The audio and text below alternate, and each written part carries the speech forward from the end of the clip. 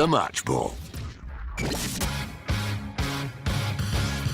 Hello, welcome to the show. We're streaming live on YouTube exclusively for our TSB Plus members. You can catch the show later on YouTube. You can listen in your podcast app. We'll try our best to make it entertaining after a joy-free evening, I think. Match Ball is brought to you with Levi's Listers. Might be the most interesting bit. Could be. 10% discount on your legal fees on all their services. You can find details on their website, which I'll save that bit because I think that's probably the climax of that read. Okay. So do you want to do a bit and then I'll...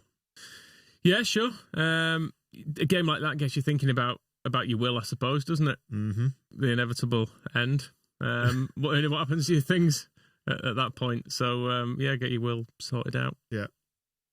You probate. Probate, yeah. All your conveyancing. Yeah. Levi's Listers. Off. Yeah, levislisters.co.uk/the square ball. Full details and terms on the website. Yeah. I think we're going to be polishing a bit of a turd there, aren't we? To coin a phrase. A game only a mother could love. To mangle two phrases together. Mothers. No. Let's not get into that. For God's sake, Michael. On today's Match Ball is me, Dan, with Michael and with Chris Mack. 0-0 against Burnley. Pretty much as we expected. And as Paul's just said in the comments on YouTube, when a totally stoppable force meets a completely inert object. Exactly. It went as we expected, I think. Do you agree?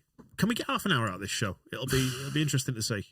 I mean, we got 90 minutes out of that match, so it's the Simpsons scene where they go and watch the football match and they just pass the ball out for 30 seconds and then a riot breaks out. But I think everyone was just a little bit too apathetic to riot. I'm kind of thinking of the meme, you said it's what we expected. Our expectations were low, but holy fuck. That one. Yeah. Yeah. What do you notes there, Chris? My writing's so bad, I can't even really read it. Don't really matter. Nothing happened. Well, Dan James had a shot about 10 minutes from the end. I've got a note. Scott Parker dresses like a teenage boy. He does. Why? Why do you think he does that? Because he likes to feel youthful. All right, cool. Yep. It is such an egregious jacket. I hate it so much. He does look like the kind of American films where you get a man in his 30s playing a high school boy. Yeah. He does have that kind of a vibe about him, does Scotty? Is it the Steve Buscemi? Yes. Hello, fellow young people. Or speaking in memes here, aren't we? Really? Yeah. I mean, let's talk about the game then. Dan James's yellow on 59 minutes was excellent. That was good. Yeah, it was fun. And it was an actual deserved yellow because our other two yellows came from our players complaining about things the referee clearly got wrong. So should we lean into that and just go for the dickhead ref from the off? Right. Yeah, can do. Right. Okay. Go on then. Josh Smith. I think he actually wasn't abysmal, but he got a high number of big decisions wrong. Not that any big decisions. Not that it massively impacted the game. That's what I was going to qualify that by saying. Yeah, whatever. Yeah, he wasn't in a game that I would say actually was quite easy to referee. He made it difficult. Right. Nothing happened yet. He still managed to give out 3 yellow cards. Oh my god, that's just such a waste of time. just go home. I've got some positives written down, but I feel like I should save them for one every 5 minutes. So all right, that we actually get some. Should we talk specifically about the 2 yellow cards then? Because there was the first one on Solomon for the little thing in the corner with it was Jayden Anthony, wasn't it, actually? Where it went out for what should have been a goal kick to us. It wasn't, and Solomon made his feelings known, and the replay showed it clearly was. Fine, you've made a mistake. Don't book him. Felt a bit mean. I was saying during the game, wasn't there? Bookings for, well, you shouldn't necessarily call a ref a dickhead. If it's later proved that they were, I think you get your yellow rescinded. It's only fair. You go, look, you can see what I was complaining about though, and everyone would have to go, yeah, fair enough. Yeah, that's just not going to fly, is it? And the other one that was annoying was the Bogle one. Oh yeah, because he was fouled. Yeah, he just landed on him. Yeah, there was no attempt to play the ball. Like we were saying, if that's in the box and you don't get a penalty for it, you're going to lose your mind. He just essentially went limp and landed on Bogle's back, and the 2 of them went out of play. Yeah. So I'm not sure how that's not a foul and a free kick in a dangerous position. Went limp. He also describes tonight perfectly. He also penalised Ampadu for a really good tackle. Yeah. Just because he hurt the man. Grow up. It was a foul the other way. Yeah. Browner like throwing his side at Ampadu's legs. He just sort of fell into him, didn't he? But it was absolutely not a free kick. But it's also inconsequential. It's hard to be too annoyed about it, really, isn't it? Beyond the second it occurs, and you're like, oh, that's annoying. And because they occasionally got free kicks, but then they did nothing with them. The only really interesting bit was that free kick they hit, which was, I think, off the Ampadu tackle, in fact, where Melia decided to come for a ball that he was about 10 metres away from. Yeah. And he went, "Ah!" That got the heart racing a little bit. Well, speaking of which, you're not going to struggle to sleep tonight, are you? I mean, I often struggle to sleep after the midweek games, just because, adrenaline, excitement and stuff. I don't see it being a problem tonight. No.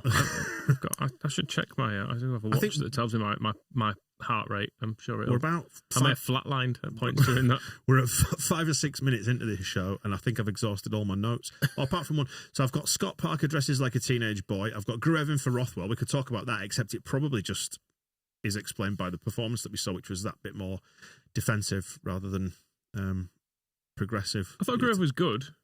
I will say that. Yeah, there's a reason Gruev was being mentioned. Was it Borussia Dortmund in the summer? He is just a very tidy, simple midfielder, and tonight was his night to just knock the ball about with no real aggression or intent. Yeah. Any more on that? I mean, you can give him some... Admittedly, I think it's the game Burnley wanted, probably, but you can maybe give Grove credit for the fact that nothing ever got going for them, did it, through midfield? He sorted a lot of stuff out in there, and he's calm in possession, gets his body in the way. Just a good defensive performance. I don't mean that in the sense that was his fault. That tonight was the sort of game where nobody wants to be too risky, so having someone who can just act like a bit of a metronome and knock the ball about every time, that's fine. Is that Gruevin for Rothwell dealt with? Well, whether or not he should have done it, or should Rothwell have come on with 20 minutes to go to see if we could make anything more progressive? But nobody was committing anything outside the pre-existing shape, because the subs that happened on 70 minutes, obviously, Joseph comes on for Pirro, like for like, positionally anyway, and then Largy comes on for Solomon, exactly the same. So it's exactly the same structure. Nobody was trying to break out and change, shift the paradigm to try and win that game. Adopt a different shape, commit an extra man forward. No one was trying, were they? No. So I think Bogle and James again looked the most likely to make anything happen. Yep. They've got their little tandem going down the right side now. That's fun. Solomon was doubled up on the whole game. I would have had him off maybe a little bit earlier and gave Ramazani more time to run a tired defence. But to be fair, when he did come on, he lost the ball a couple of times and ran one out of play. Same with Joseph. You were watching, thinking Pirro's having a stinker here. Let's give Joseph a go. Then Joseph came on, did nothing as well. So, but there was just so very little attacking play, was there? Yeah, I looked up actually just before we started. I was looking up touches in the opposition box. Burnley had 8. We had 18. Right. Total of 26, which is, I didn't go back any further than, how many games have we won? 3, 4, 5, 6, 7, 8. I went back 8 games before I ran out of time. And it's by far the lowest. The second lowest is 40. Typically, you're somewhere between 40 and 45 touches in the opposition box across both teams. Tonight, 26. And at least half of that was Joel Pirro trying to control a ball before shooting at someone's legs. Bless him. But he tries. He did. He tries. As has been mentioned in the comments, let me just dig this one out. The most attacking sub, it's Andrew says it actually, Firpo for Byron was probably the most attacking sub option available, which is true. But again, you potentially leave yourself open at the back then. And like I said, I don't think Farke wanted to lose that. I think he was happy to get out of there with a 0-0. And as the James, to defend Farke a bit, as the James Bogle thing was, as we said, probably our most likely route to a goal, when Bogle plays that far forward, the defence does shift across a little bit to cover him, with left-back staying back a bit more. So it's, I don't know. At home against a worse team, you don't mind maybe leaving Ampadu and Rodon to it in the middle. But against a team that do have some good players, much as they didn't particularly show it tonight, I suppose it's the safer option. Yeah. I mean, it's another clean sheet. We don't ever have to go to Burnley again this season. I really hope they don't go up. Actually, no, I do. I hope they go up and lose every game. That would be quite funny. And that's one game. It's one game closer. Yeah, it's one game closer, and a point gained on Sheffield United.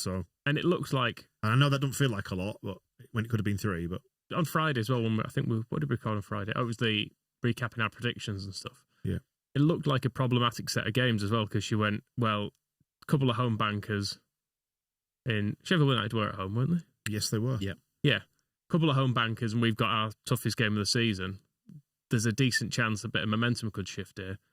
As it is, basically nothing's changed. Yeah, and you go back into what looks like a more regulation game week next week. I mean, I don't know exactly who everybody else faces, but us against Cardiff at home, you expect us to win. Yeah. So to have got through the week, still top of the league, having actually gained a point on Sheffield United, it's pretty good. Yeah. Given the fixtures. Yeah, exactly. Given the fixtures. So just scanning down my notes. We'll get into the stats, I suppose, which probably tell the story of the game. I mentioned the yellow. Yeah, my next note after Grevin for Rothwell, which tells you basically what this game was like. Grevin for Rothwell was my second to top note. Then I jumped forward to 59 minutes, great yellow for Dan James, which we've already covered off, so I don't need to revisit. Then 67 is 2 yellow cards for complaining about incorrect decisions. That was Bogle and Solomon. I noted that down at 67. 68, I've called Don Goodman a character. Yep. Does Don Goodman not get to see the replays? He does, but I think he doesn't like to change his mind. It's mad, isn't it? Yeah. He'll call something and then he'll watch a replay back showing the opposite. I think just stick with. That must have been the chance that Burnley had to go through, where it was 2 hands in the back and the foul was given. Don't get me wrong, Rodon does feel the hands on him and goes down. Yeah. But Anthony clearly extends 2 hands and puts him in his back. And there's only one reason he's doing that. So, yeah, it's a foul. Yeah. And then I've noted down the subs at 70 minutes. So that is basically that.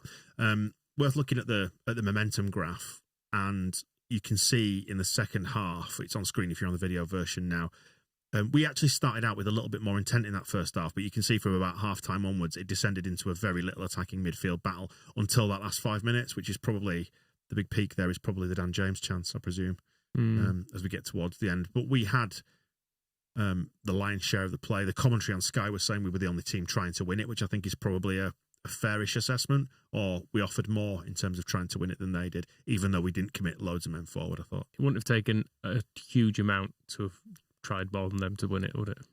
Yeah, they offered nothing in attack. No. There was the header. Was it Fleming had that header quite early on, probably 10 minutes in. It was a cross, and it was actually completely unmarked. But the ball to him wasn't great. I think it was a little bit low and a bit awkward for him to take. That was probably their only real chance. Possession wise, it's 44-56 in our favour. Worth noting it was just all in the middle, wasn't it? The possession. That's the thing. I was going to say it's worth noting the XG as well. I took note of the XG at half time, and at half time it was 0.19 to Burnley and 0.22 to us, and then the dial didn't move on any of that until that Dan James chance towards the end, which has seen us at 0.39. We had 8 shots to their 4. Neither team had any big chances. 1 shot on target the whole game. Right. Having a look at the deeper, wider, bigger, girthier stats. Is that all? We had 1 shot on target to their none. No big chances, chances missed. We passed a bit more than them. What a great advert for the Championship. Some fouls. We had 5 corners to their 1. Great. There you go. In fact, it was Eamon of this parish who does all our design stuff. Between the players, the ref, and Don Goodman on comms, easily the worst evening of entertainment you could ask for. Yeah. Yeah, and people who maybe are used to watching a bit of Premier League football on a Monday night and have gone, well, there's none of that, but top of the Championship. People sometimes tell me this is a good league. Joshua's comment there, by the way. Farke will be edging to them stats tonight. I remember watching Liverpool Man United a few years ago, and it was a Monday night, and they went on and on about Red Monday for ages and ages, and it was sounds like a big communist event or something, doesn't it? Yeah. It was the worst game of football I think I've ever watched until now. Yeah, but it's fine as well. We're moaning about it because we've just. I mean, to be fair, I'm not moaning. I think it's just observing what happened because it was boring, and that's fine. You can't. But as Kirsty's just saying there, snooze fest, but a point you've taken beforehand, yeah. I've got no complaints. It panned out exactly as I said. My predictions going into it were it'll be a goal either way, or probably not, and it was a not. I hoped some fun might break out, but it didn't. So fair enough. We move on. Like you say, it's another game chalked off. I think we showed a bit of a maturity that we maybe wouldn't have last season. Yeah, as a team overall. Martin's asking, what about the penalty decision? which one? I do remember one. Penalty decision. I think whatever happened on the pitch was the right decision. I think either we should have had it, or they should have not had it, depending on which way it went. I actually made notes on my laptop today because it was just in front of me, and my handwriting's so bad. Wayne said it should have been a penalty. It's a free kick anywhere else, so presumably that was for us. Yeah, that's right, Wayne. Was it the one on Bogle? That was outside the box. Right. Goodman said no. Well, it was probably a penalty. So it's a penalty. The fact I can't really remember. I did make notes. Quick, get the stats up on screen so I can go on and try and find this penalty. Yeah, I did make some notes. At no point did I make a note about how we should have had a penalty, so I mustn't have thought it. Right. Or I was so angry. I didn't write it down at the time, and my memory has since been repressed by all the hurt caused by it. We'd have missed it anyway. We're a quarter of an hour in, as Ben has said, and there's been no hair chat. Has the Matrix glitched? Do you want to get into some of that? You could even, if you wanted to, as Lee's pointing out here, that Roberts has got even more dashing in the rain. Yeah, he's sort of World One fighter pilot kind of. Tally-ho, Jeeves kind of look about him. Yep, Tash was back on it. Yep. Was it Josh Brownhill had shit hair? If you want. I just don't like him. No, I don't either. Right. It was sort of cropped around the edges and looked like it had been done at home. Yeah. Whenever he came off and Hannibal came on, it was like two of the worst people of all time being substituted for one another. Lee's saying, can we discuss Trafford's face and hair? Yeah, Trafford has the same haircut, actually, pretty much as... what, like he's done it for a bet? As Brownhill, yeah. It looks like they've both been... If they paid more than like £8 for that, I'd be appalled. Right. But it looks like, you know, like a town centre place. You don't book. You just go up and queue, and everyone leaves with the same haircut. It had that kind of a vibe to it. Apparently, just returning to the penalty chat, Anthony barged into Byram. I do vaguely remember this, but I don't think it was a penalty.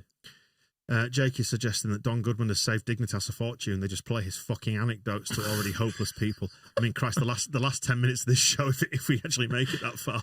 There was the one, yeah, in fact, speaking of Goodman, there was an Anthony Byram thing where Byram sort of walked into the back of Jane Anthony, and Don was going, it's a sore one, is that? He's got him in the small of the back. Showed a replay, nothing of the sort. Anthony just went down because he felt Byram sort of behind him.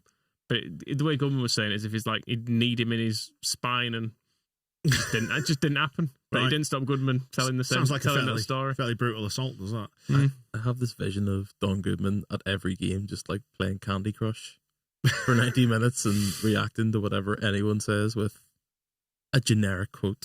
Right.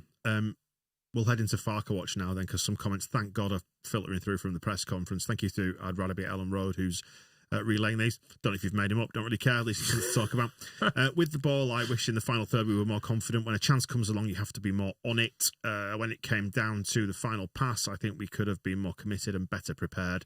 That's the only thing I could criticise, but a good result for us. Could have been better prepared. Don't talk yourself out of a job, Daniel. I don't know what they've been doing all week. Oh shit. When you realise. Yeah, whatever. To say, not saying the second half was boring, but I did at one point break off to watch Barry George jump in over some buses on roller skates. Yeah.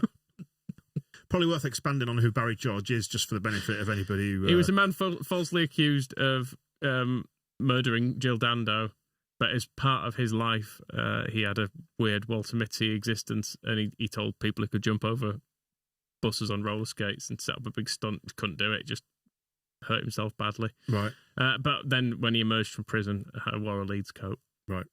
I don't know how we got talking about it. I do have a picture of Barry George in a Leeds coat in my camera roll. Good. I don't have it prepared for being on screen.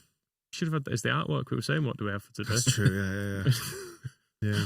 Dan's saying that our fans apparently serenaded a fellow Baldman in the Burnley end when the game was particularly bad. It's a sort of away game where you just do that sort of stuff, don't you? For something to do.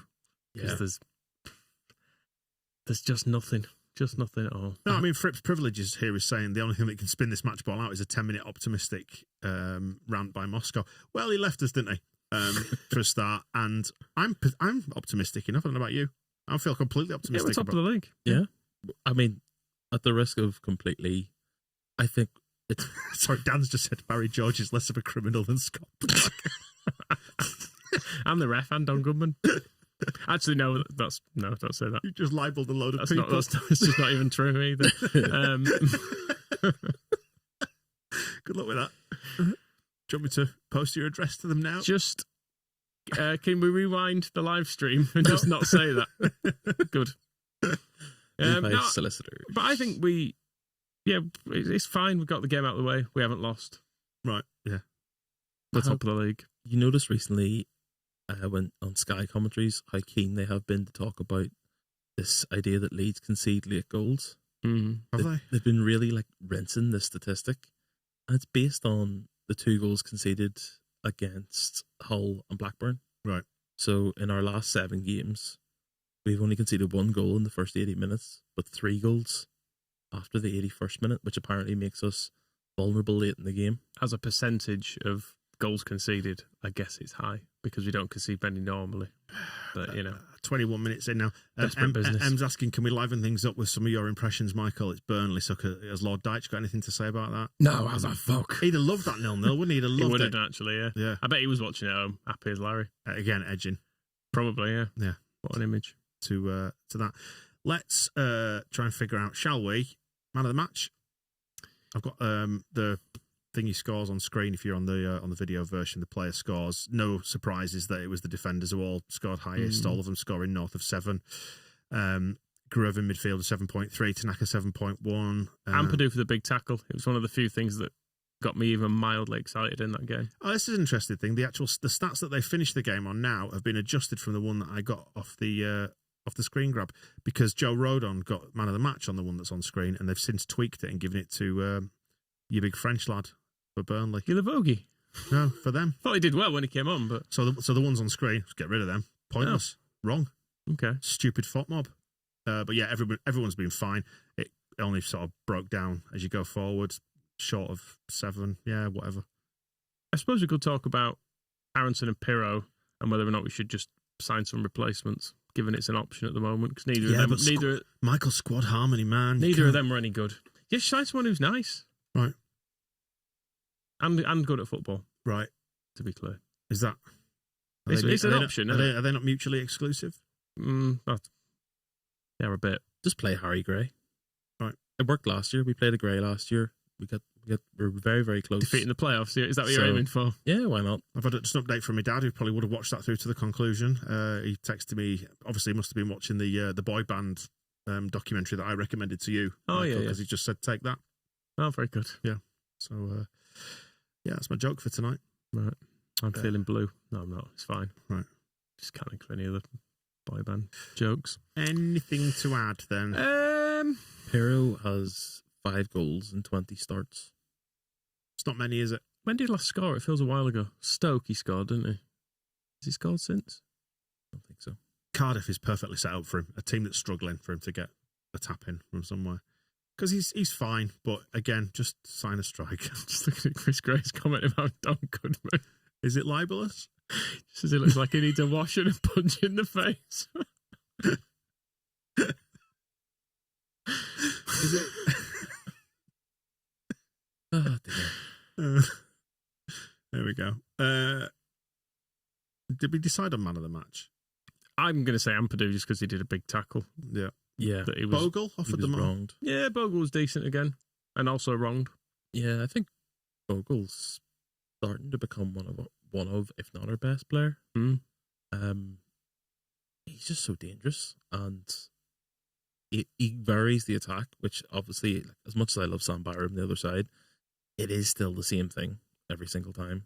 And the same with Firpo, he tends to just go down the outside, but Bogle just appears in areas that a right back shouldn't really appear, and I think he offers a little bit more than Archie Gray did last year. Sorry. I just saw a comment that said Sean Dyche edging would be like sound like shoveling gravel. I just read it on the screen.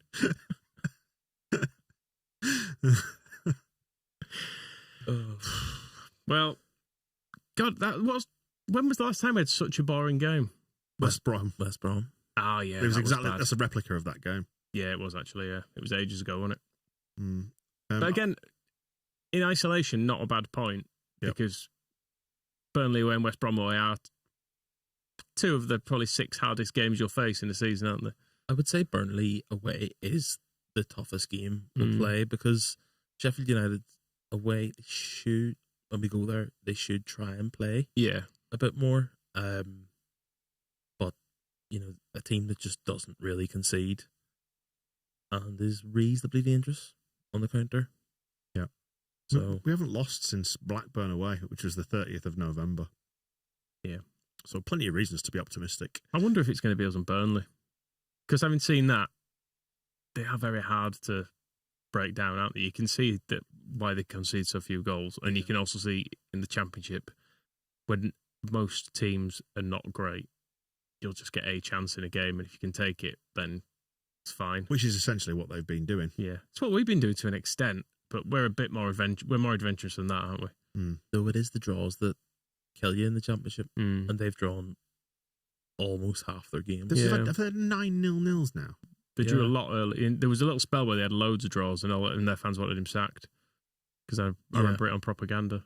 Whereas it seems to have, he's just turned enough into wins, hasn't he, recently? The George Graham season, 97, was it 96, 97? Did we score, it was 27 goals that season, didn't we? Something like that. They're probably on for a sort of a pro rata similar kind of output. And they've had a couple of games where they scored 4 or 5. Yeah, some of their early games, they won big, didn't they? And obviously Plymouth, they stuck 5 past and then stopped because they got scared. Yeah, they scored 9 in their opening 2 games, and then they scored 5 there, which is... It's weird to think that team scored 5 goals in the last game. Yeah. Just didn't look... And then had so little ambition. But then again, we had so little ambition as well. But we are not... we're north of 2 points per game. Extend the lead at the top. 2 points clear of Sheffield United, 3 of Burnley, 5 of Sunderland, which I think is not to be sniffed at either. No. Because you gradually... If you avoid defeat against them, when we play them, is it in February we play them? And this week we've had a point away at Burnley. They've had a point at home to Plymouth, which is unacceptable, isn't it? Really, if you're trying to go up, because they are dreadful. Yeah, it would be nice to start to put at least one team out of reach, so you feel like the progression continues to happen. Because we're getting into that part of the season where, as Farke has said, he'll look at the table. What is it? 10 games to go. He said last season. We'll look at it with 10 games to go. We're not far off. Yeah, and we've got that difficult sequence coming up through February, of which I suppose we're in it now. We are. Yeah. I'm trying to think who they've got. All the teams have got on the weekend. Is anyone playing each other? Sunderland away at Middlesbrough. That's pretty tough. Yep. Sheffield United at Derby. Okay. Burnley have Portsmouth away.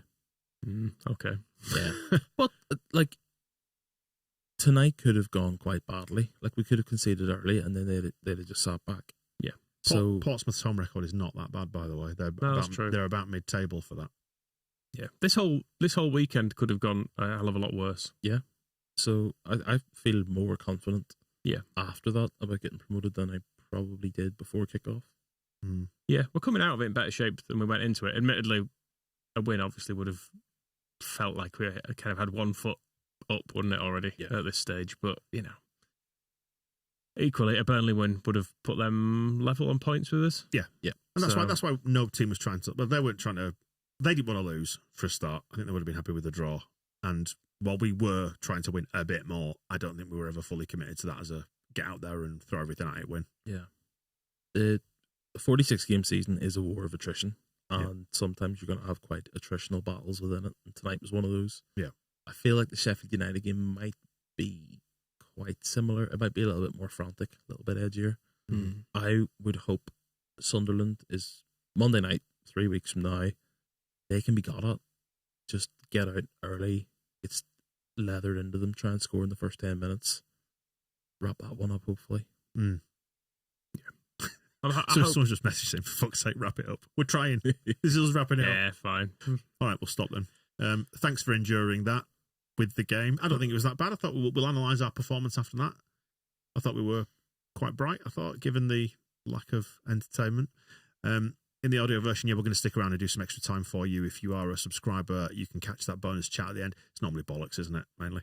Yeah, although I think we've used up some of the bollocks in the main show today. Because, not much else happened. Paul has said in the comments that Farke said in his presser he was playing for a draw, which is embarrassing. Don't know if that's true, but I'm happy to roll with it. Yeah, fine. Scott Parker's coat cost £2,000, says LUFC Anna. That's embarrassing too. Unacceptable. If you want to become a member, you can go to thesquareball.net/plus. We're going to speak to Berren Cross now of The Athletic. About that game? This week. Well, should we concentrate on the Cardiff bit? It's just, yeah. So look out for that. Another update coming before the end of the week, and we can probably safely skip any Burnley Leeds propaganda. Yeah, I wonder what they'll make of it. I imagine they'll be a bit annoyed because they didn't try to win the game and they're at home. And it doesn't feel... But they've been doing that all season. Yeah, I suppose so. Right. Yeah. Let's stop. Cheers. See you soon. The Match Ball.